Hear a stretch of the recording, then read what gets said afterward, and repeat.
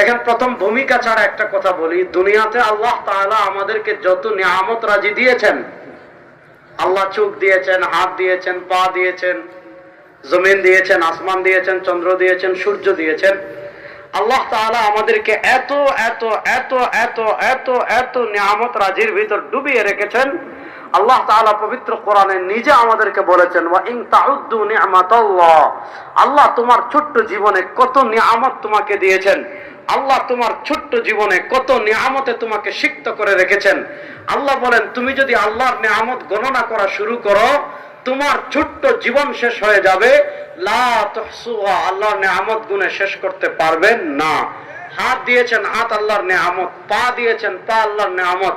চোখ দিয়েছেন, চোখ আল্লাহর নিয়ামত। মুখ দিয়েছেন, মুখ আল্লাহর নিয়ামত।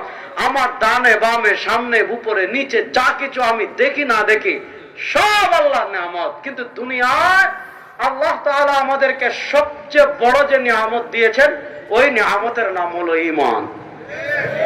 বলেন, ওই নিয়ামতের নাম হলো ঈমান। দেখেন, আস্তিক আর নাস্তিকের বিশ্বাসের একটা জায়গা আছে।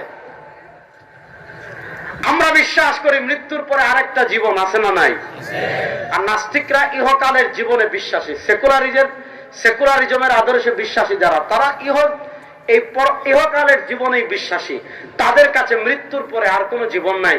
তারা আপনাকে বলবে, আমার লাশ কবরে 1000 বছর পড়ে থাকবে, আমার হাড্ডি মাটির সাথে মিশে যাবে, আমার হাড্ডি মাটির সাথে মিশে যাবে, আমার গোশত মাটির সাথে মিশে যাবে, আমার চামড়া মাটির সাথে মিশে যাবে।